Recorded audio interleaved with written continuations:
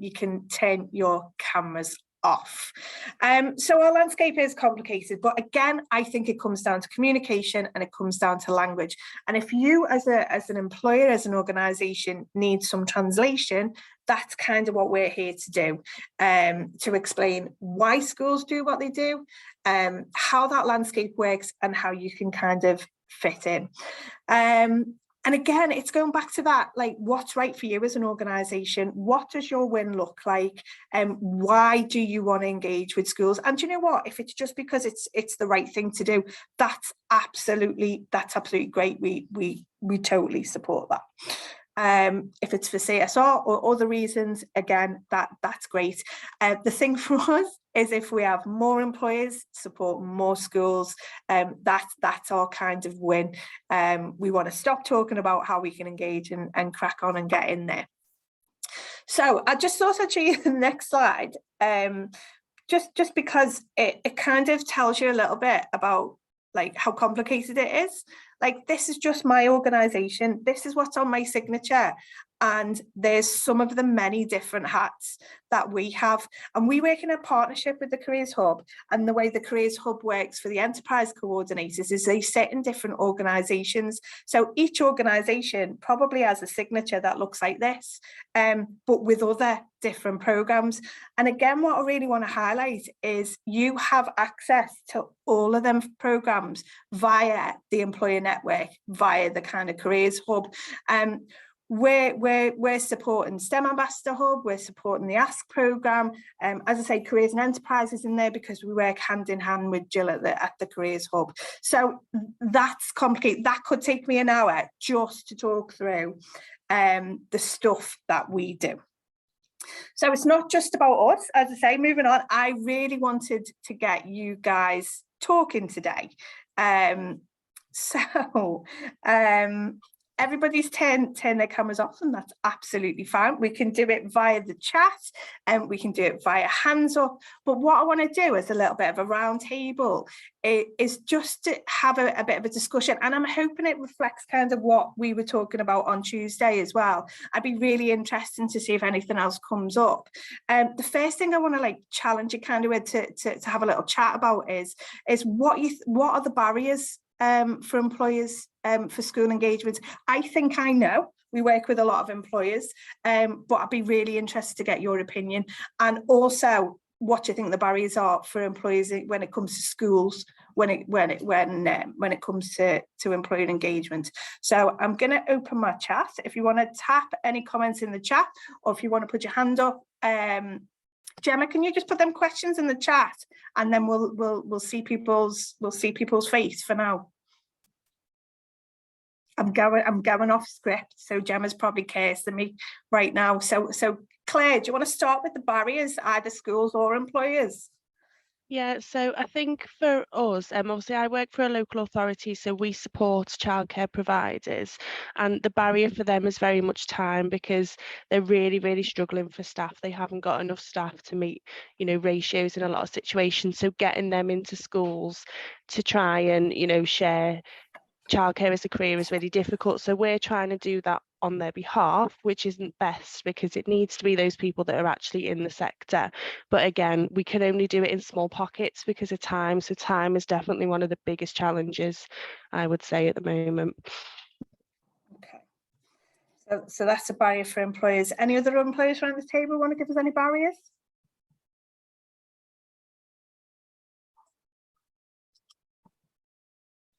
Ooh. Okay, what about schools? What do you think the barriers for schools are? See, on Tuesday I could eyeball people. If you're shy, you can type it in the chat.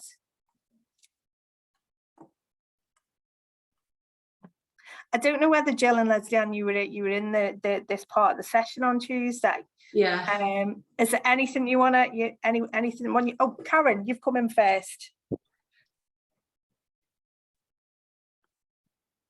Oh, sorry, I was messing with buttons then. I was thinking, going back to what you're talking about, barriers for employers. suppose it's not necessarily a barrier, but a challenge that we have is we have over 400 sites that we work out of. So again, when you're talking about, you know, the footprint, that you cover it. So again, some of it, the schools, you know, we tend to get the same schools asking for us to attend.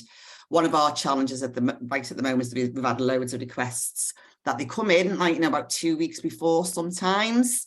And calendars are booked pretty much, same as I'm sure for a lot of people around the table, you know, 6 weeks in advance to, you know, if not longer, you know, with all these regular things that we have to do as part of our, you know, our organisations, you know, offers and to do what we need to do internally. So sometimes timescales can be a little bit of a challenge in terms of asks.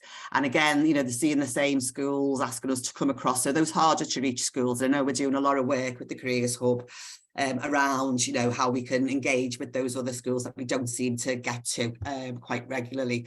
One of our other challenges is, again, our services that we span under 18s for coming for things like work experience is a challenge for us as well. So you look at those alternative ways of meeting those Gatsby benchmarks within a different sort of offer. So it might not be you go and sit with somebody for, you know, work alongside somebody in one of our walk-in centres 5 days a week, but we might have a skills lab that's based around working in them types of roles that you would have in a walk-in centre. There might be a visit involved in that, but it might not be that you're in there as a traditional, what you would have previously seen as a work experience placement, I suppose. Again, the other things that, you know, we have is a career ambassador network. And at the moment, it's kind of, we're refreshing that because we acquired new organisations, people have left. So again, having the right people to go to those events, you know, those career engagement events within the schools as a starting point, to talk about, you know, a day in the life of Cheryl and I, who, you know, in our trust, we've got 12,000 staff. We can talk generically about lots of different roles and opportunities, but we don't do the do of the nursing assistant in High Secure. So we can't give you that real flavour and passion about doing that job. And, you know, how you feel when you come away at the end, you know, what difference you've made. So, you know, they're the kinds of challenges that we have as an NHS trust at the moment. And again, you know, things like winter pressures. So, you know, we might plan things and all of a sudden, you know, comes winter pressures, staffing levels. I'm very sorry, we can't come to this event now that we booked in with you 3 months ago because we just haven't got anybody to send because something else has happened. For example, we've got CQC in at the moment, and I'm sure lots of people in the room know what it's like when Ofsted are in. Kind of everything else drops unless it's essential services, and it's all replying to the requests around whatever CQC are asking for, because you put all your reports in, but they come back and ask you for more info, don't they? So it's like, and you've got an hour to reply. So, you know, it just lots of different external pressures, I suppose, with the agenda on, you know, the engagement side of things. But it's something that we are really passionate to do, and we really want to do that. But it's just about, you know, the management of it, and then, you know, those things that come up. And I'm sure you hear about the NHS and winter pressures. So we're right in the midst of that season now, which is often when the work experience and the engagement events are all planned in. So, you know, you just get pulled in a lot of different directions sometimes. And you can't predict sometimes. Yeah, it's fine. You know, with those winter pressures, we're not feeling it as much in November. But come December, we're absolutely being hammered.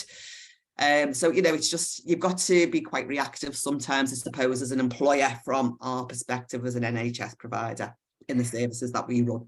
I think it's kind of, we've talked about this for years, and if there was a silver bullet for employers and school engagement, I'd have thought of it, and I'd be a millionaire and on a beach in somewhere hot right now. Yeah, it's the perfect storm of all the moving parts around everything about what you've just said there, Karen. Thank you. Sorry, before I judge, so I'm saying, I kind of think it's like really looking, you know, through our networks as well about these blended models as well, isn't it? So, you know, if we were booked in from 9 till 4 in McGull High School, for example, to come and, you know, do a stand, but things out of our control come ahead, we might not be able to get there for a full day. Is there an alternative way of following up on that through a virtual way, or an alternative date to come and, you know, do a talk and an assembly or something like that? So it's not just about losing the opportunity, is it? We've missed it because something's happened. Absolutely. Jill, did you want to come in there? Yeah. Yeah, I was going to pick up on something that Karen, sorry, no, throats, too much talking at the conference. Just something obviously that Karen had mentioned there, and I just wondered whether any of the other employers, we're obviously conscious of, coming out of COVID and the fact that obviously now we've got a different way of working. A lot of us, as some of us are now, are at home part of the week, so that makes a difference.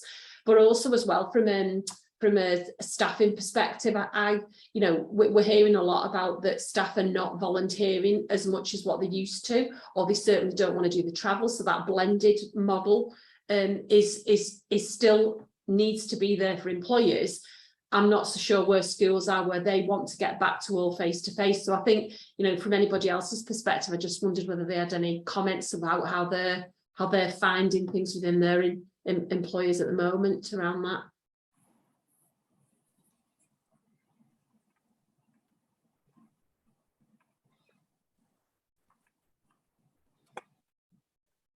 Oh, nobody wants to talk to us this morning.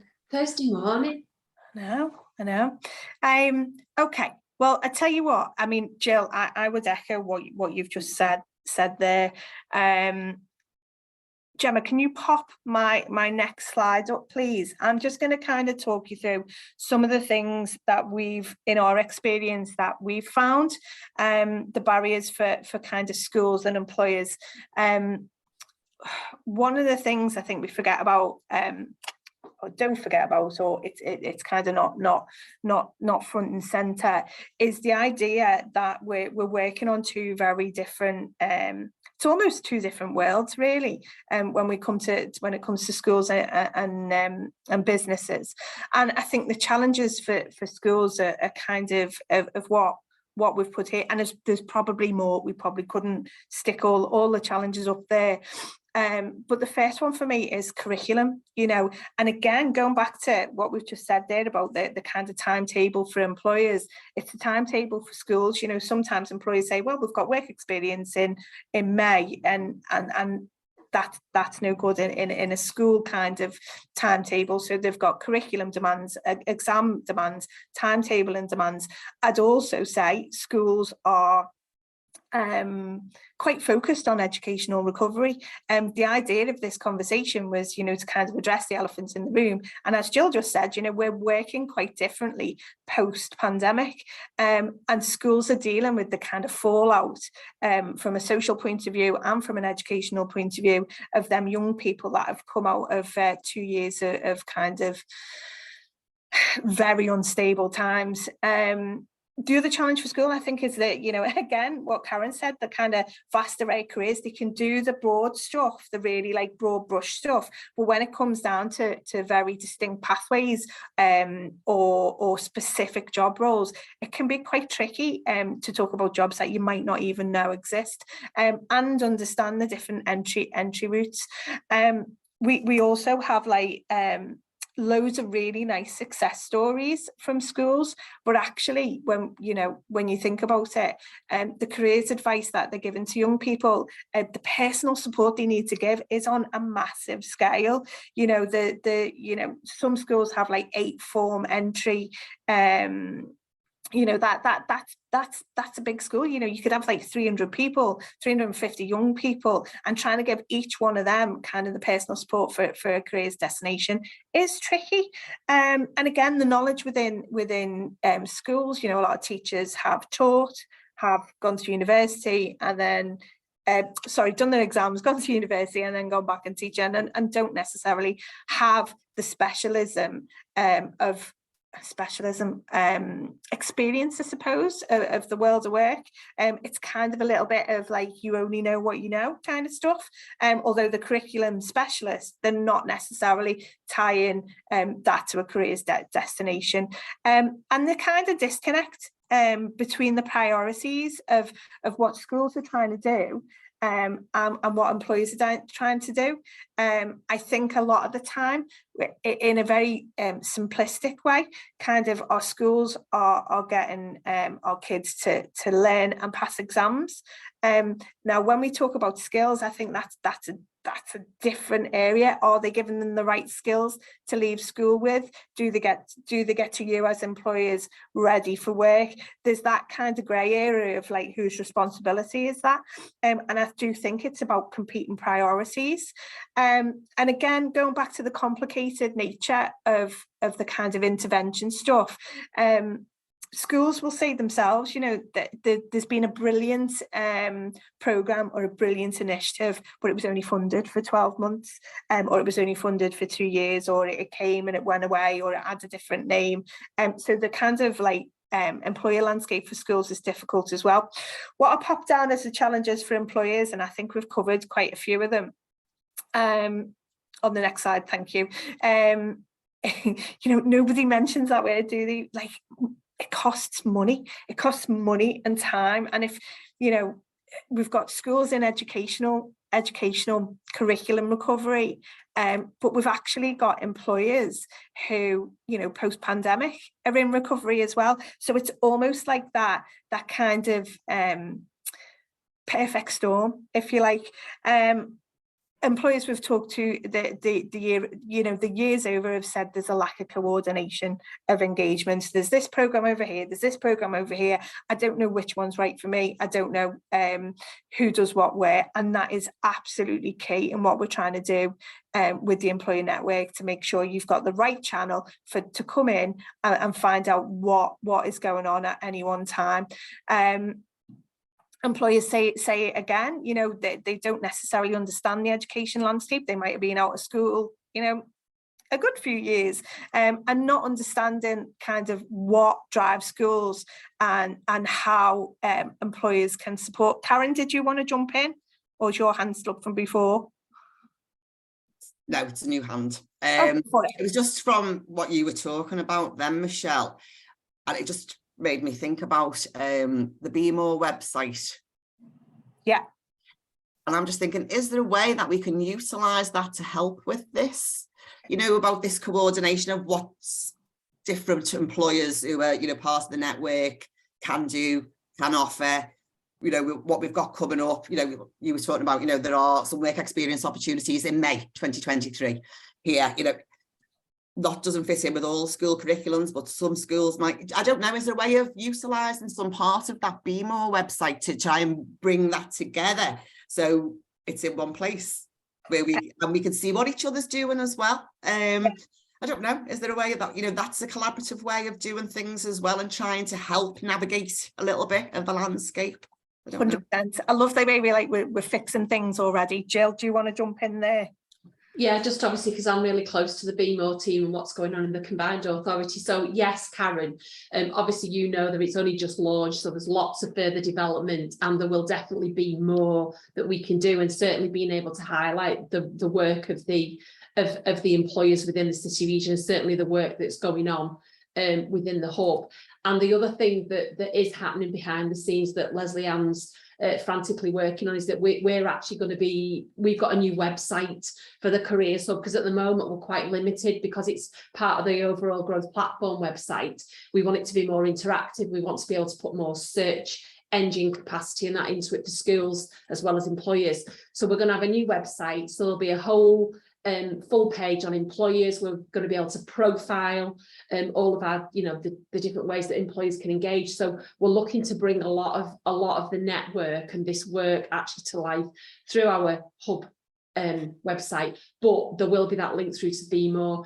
And we've got further meetings with John and the team just to actually look at how we can start to work experience or opportunities for work experience is definitely on the list of things to look at, along with all the other things that's happening. So yeah, it's a good shout. And I think the other thing as well, just to say at this point, is that we've already, Shaping Futures, our UniConnect partner for the region, have just literally wrote resources so that school teachers can actually bring Be More alive within the lessons. And I think what we now have to look at is can we start to, through these forums and through our network and our masterclasses, is give you guys the tools that when your staff or you're going into schools or talking, that part of that discussion that day, whether it's face to face, whether it's in an activity, is that we actually talk about the Be More, because we've all got a collective responsibility to one, use it, and two, be actually shouting about it as well, because most of the sectors that you work in will be showcased through Be More. So we just need to link it in more, definitely. But I'll pick that up as a separate action, Michelle, as well. I think we have already kind of circulated the links to the new Be More website. The Be More website it used to be just focused on apprenticeships, but it's a different beast now. It's a different entity. It's much more of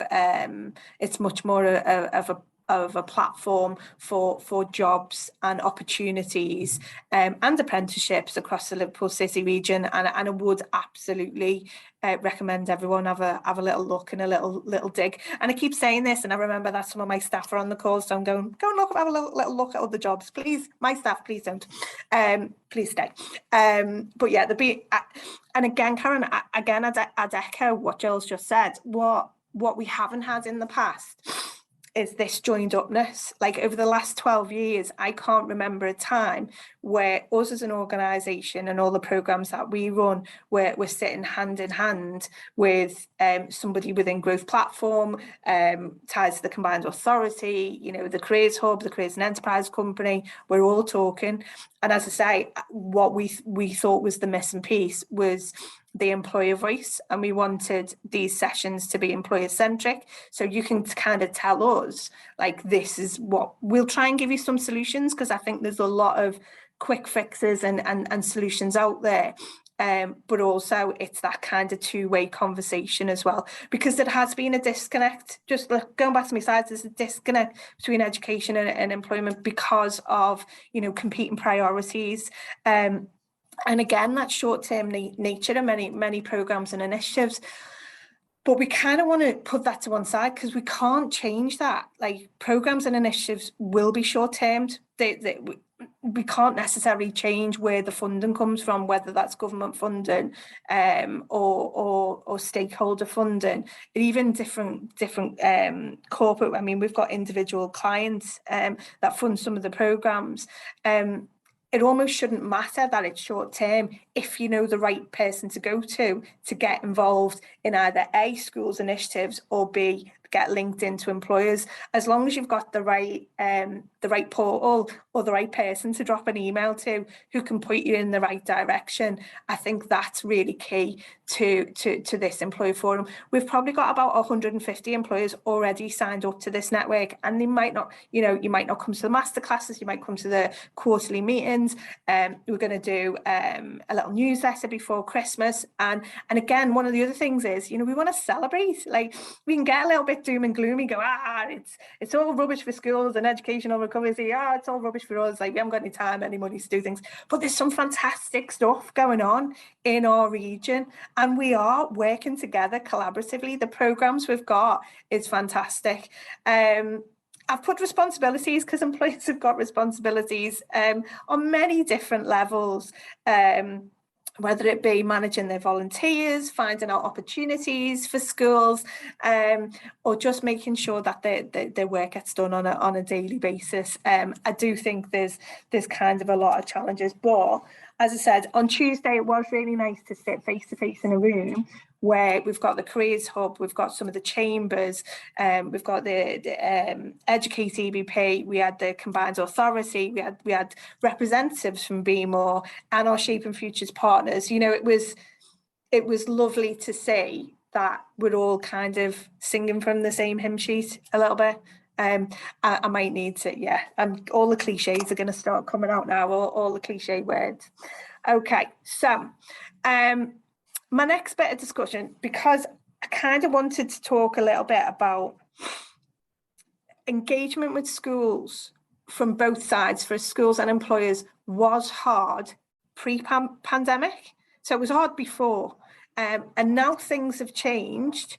I'm a little bit like, okay, let's kind of try and have a little bit of a discussion about what you think's changed for schools engaging with employers, and what you think's changed for employers. Can you hear the croaking in the background? So sorry. that's frogs in that tank. Like, my son promised they never would make a noise, and as I'm getting my living room decorated, the frogs are in the meeting. Apologies.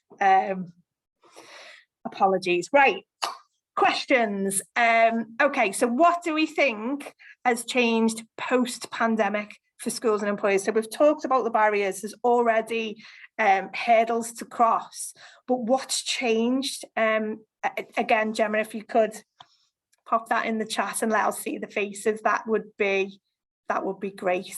Again, if you don't want to speak up, pop it in the chat. That's not a problem. I think Claire kind of mentioned earlier on as well.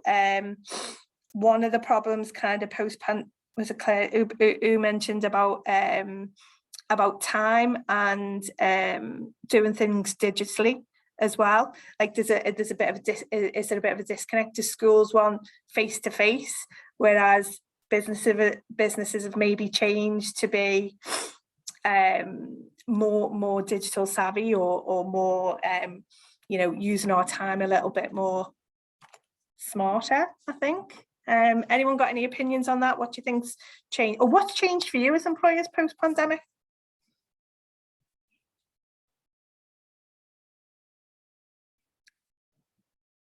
I can just talk out, yeah.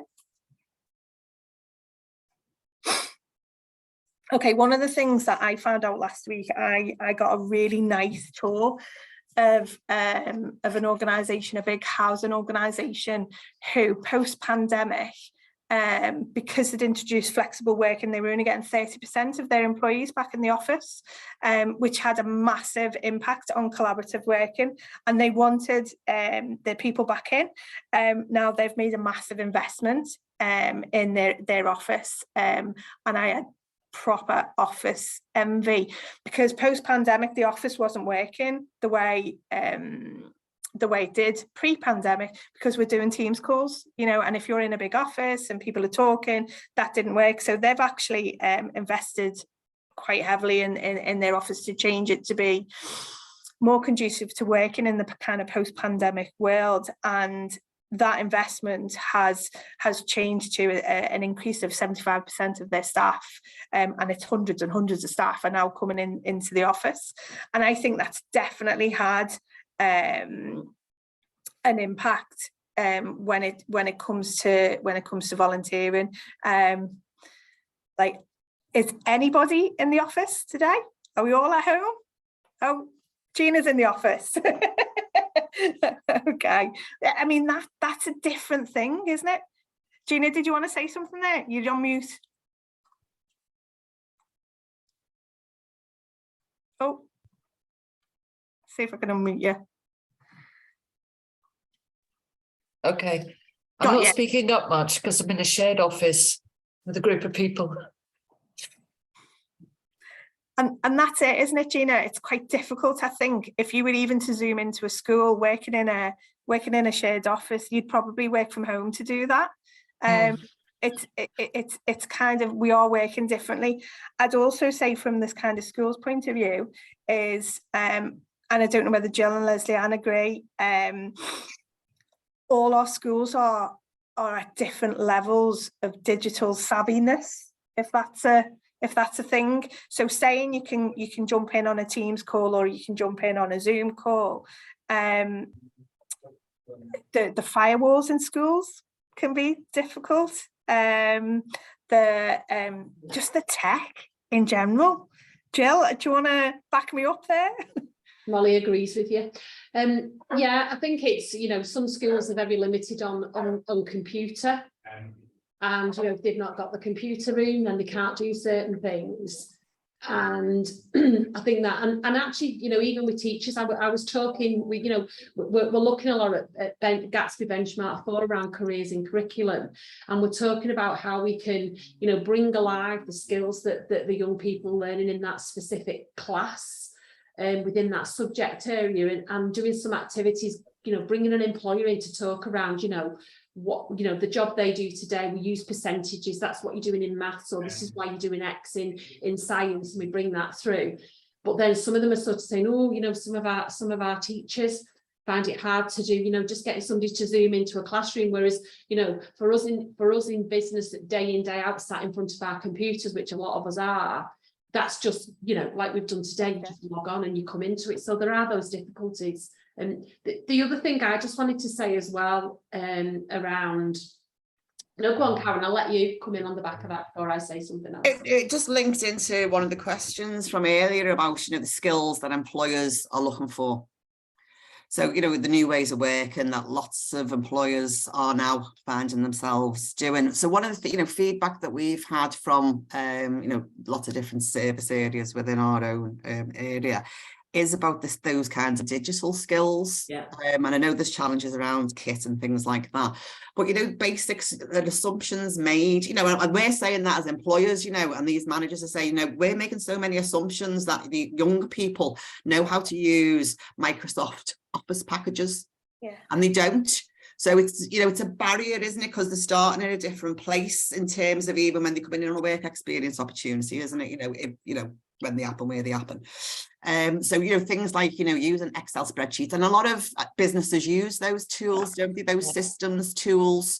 So I do think there is an opportunity for these schools and colleges to think differently in, you know, again, and I know they've got challenges with budgets and everything, and, you know, all the same as what we have as employers, but to think differently about how they're equipping those lessons, I suppose, around careers, engagement. And yeah, it's difficult to jump in on a Zoom meeting, but you know what, in the world of work now, you might be in 3 or 4 Zoom meetings a day in your new job, 100%. in the world of work.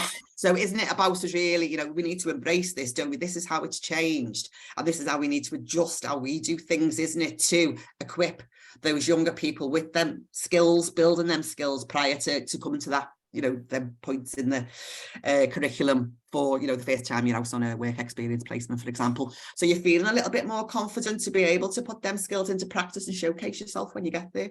Yeah, I can use Microsoft Office packages. Yeah, I can use a Zoom. I know how to do that. I know where the mute button is. I know where to put your hands up and to use the chat. It's all that, isn't it?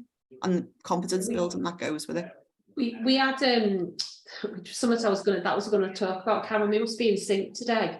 You know, one of the things we had, which maybe Michelle, we can share out after is we put we've got a QR code for a survey. We had 2 surveys on Tuesday, one for teachers, or one for education, should I say, and one for employers. Because those basic digital skills, what most people don't know is that if you don't take IT at year 9, so halfway through secondary, you then don't do any even basic IT skills.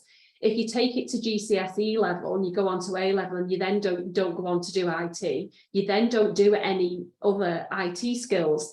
So what we're saying is, or what we're getting feedback from, and that's why we've done the survey, and there's a list of some of the skills like Excel, PowerPoint presentations, even down to what a lot of our young people, they're so used to using social media, they can't create a folder, save a piece of work in a document, those things that we just do day in, day out. So it'll be great. We'll actually share the survey out to everybody that's in our employer network, because it'd be great to get your feedback. There's only about 15 really quick yes/no questions and tick boxes. The other thing as well that one of the other things I was going to mention today is that, do you as employers think that schools, in part of this, when we're looking at maybe about interviewing, you know, a lot of employers now are interviewing online, and schools are still doing mock interviews sat across the desk in schools. So do you as employers think that schools are progressing along that digital route or not, because of the requests that maybe you are seeing from schools? I was just going to add to what I'd said about those digital skills, exactly what you've just brought up there, Jill. Again, we use a national system, NHS, you know, so no matter if you're applying for anywhere called Track, we find, because Shedla and I support lots of people with this, if they're applying for vacancies, they really struggle with being able to do the documents, fill the paperwork in that they're getting, because they don't know how to use a PDF and sign it or put something else. They haven't got those things on the kit that they've got. You know, a lot of young people don't have a laptop, they're using the phones. Mm-hmm. So it's even just being able to actually send those application requirements back in. And they'll have some challenges, I suspect, with the, you know, moving on to further education, higher education as well, opportunities because of this digital application process. So, you know, we are definitely in sync today, Jill, I think, aren't we? Cheryl, did you want to come in there as well?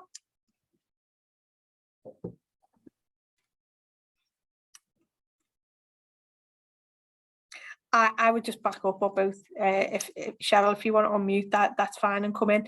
But I would just back up exactly what you said. We kind of presume young people are digital savvy, but digital savvy. They are in the digital world, that they live in and engage in. Yeah, it's the business world, isn't it? Yeah. And the requirements within there in the work. And I think schools should difference. be preparing them more, because I've actually sat in where somebody's being interviewed via Teams, and then I've gone with them to a face-to-face interview, and they perform differently in both of those interviews.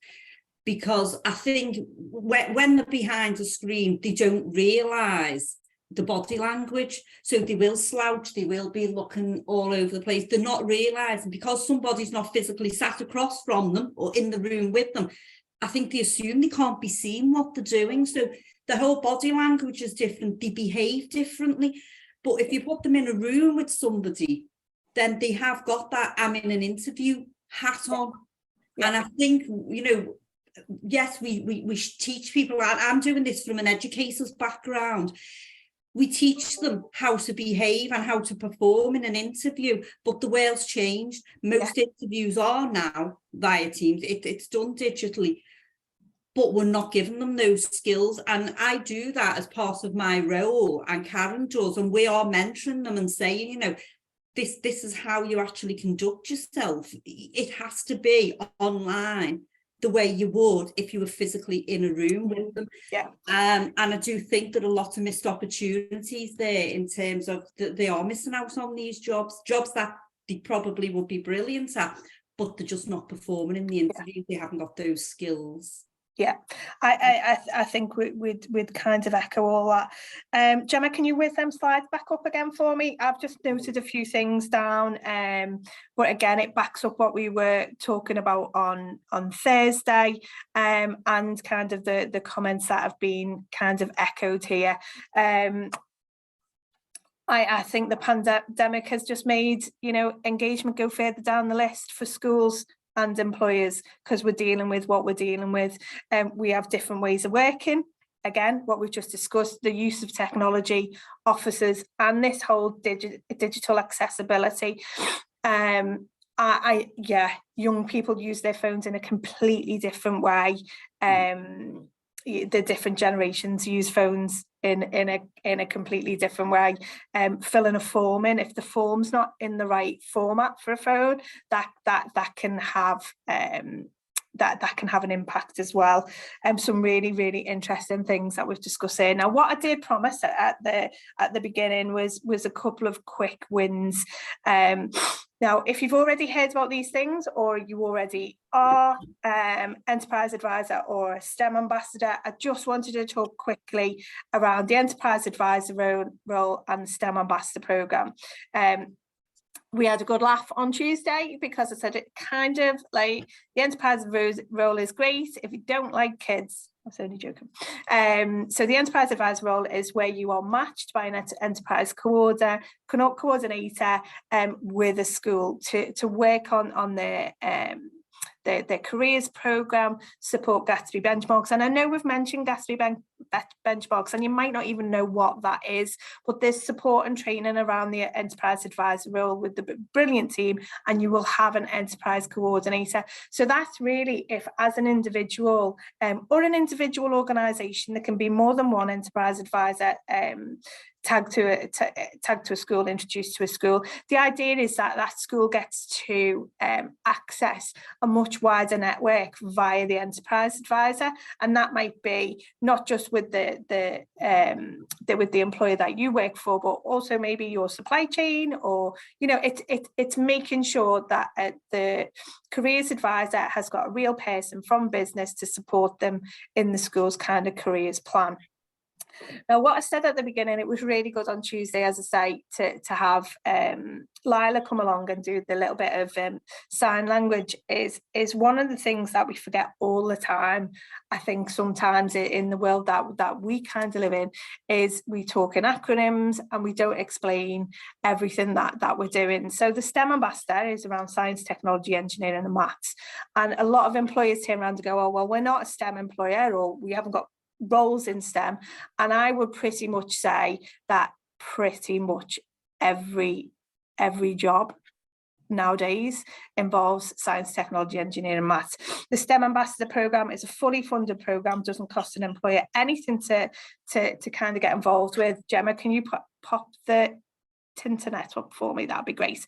Doesn't cost anything to get involved with. You get some training, access to loads of training in the STEM Ambassador Programme. And you also get a DBS check. You do as an enterprise advisor as well. And you can actually be a STEM ambassador and an enterprise advisor. So when I talk about STEM, I think a lot of people turn around and go, oh, that's for the sciencey people in the lab coats. And what I wanted to do is show you the dashboard of what you get when you are a STEM ambassador, because we are talking to schools, and this is something that has gone on for an awful long time, but morphed into where we are today. So schools put their activities up. So we get a lot of employees go, if there was just a place where we could find what schools want, here it is. When I'm talking about STEM, the requests from schools, we reckon about 85% of them requests are around careers. So what Gemma's showing you here is stuff that's live on the website, on the platform right now. We've got Dreams and Aspirations Careers Fair, Meet the Professionals, Careers Fair, an Enterprise Day where you're acting as a consultant. So this is about mock interviews, CV writing, and as you click into it, there's a whole description on it. So you as an ambassador can view anything. You can pin it down to the area where you live in, how far you want to go. There's a nice little map in the corner. You might want to just work on your doorstep. You might want to go fit. You might not work where you live with your work, live where you work. So you can have a look what your old school is doing. Some of the stuff is really, really specific. Some of the stuff is really, really wide. You can also break it down to online opportunities and face-to-face opportunities as well. So you can say, right, okay, I've got a little bit of time, I can do something, these are kind of online. And you can beam all around the country if you really wanted to. There's about 38,000 ambassadors across the country, but we are trying really hard to break down that kind of stereotype that I'm not STEM. This is really around supporting our schools and our colleges, and actually brownie groups, guide groups, scout groups, to make sure that they've got they've got employers supporting them. So this one that Gemma's showing you now, it is a Wirral-based primary school, so you can pick primary or you can pick secondary, for a Dreams and Aspirations Fair. Now this is not something, you know, someone looking for a scientist. It's looking for real people with real jobs to come in and talk about the exciting world of work. We're all like that, oh, it's an early Friday, yeah. But there's lots of different things like that. Do you want to look at them next couple? What was the next few that we, Meet the Professionals. So this is a St Margaret's is asking for people to talk about different occupations within digital and technology, and so they've come down a little bit further, and it's really nice that they've put in, you know, this is a growth sector in the Liverpool City region, so we want to make sure we're preparing our young people for the world of work. Now Gemma, who's showing you these slides, is our ambassador manager. She kind of sits between the requests as well, so she can kind of help schools because sometimes schools go, we'd just like someone to come in, like it's not enough information. We try and help and coach them along, but this platform is here, it's fully funded, and I just think we could be using this better within the city region. My challenge on Tuesday was, even if everybody in that room, even if half the people in that room signed up and brought a friend, it would be able to boost our numbers. We manage about 800 ambassadors in the kind of Liverpool City region, Cheshire and Warrington, but we'd love to have some more. Gemma, have I missed anything? Did you want to say anything? I was just going to add, from a school's perspective, obviously we're all about the data and things, and we do have from the STEM Ambassador platform a lot of reach and a lot of access to local schools. Our contract year for the STEM Ambassador programme started on the 1st of October, and just some stats for you. I've had over 100 active STEM ambassadors since the 1st of October, which is roughly one a day going into schools in the Liverpool City region in Cheshire and Warrington. But actually we've already had STEM ambassadors engage with 45% of Merseyside and Cheshire's secondary schools, which is pretty amazing in a month and a bit. Amazing. Karen, have you got any questions? We can pop the shared screen down. We're just going to go into the last session. Any questions and whatnot? It was just what come to my mind, and again I'm talking from our industry area.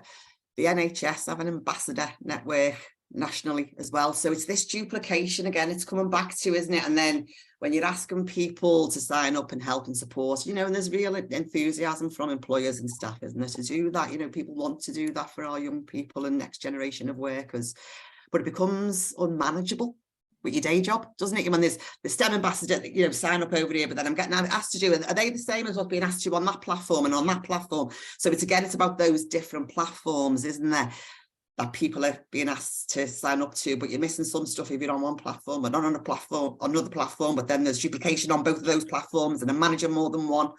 So it becomes quite unwieldy as well. So it's about making it easier, isn't it, for us to pull this together, isn't it, and work smarter, I suppose. I think we're doing a lot. Really, yeah.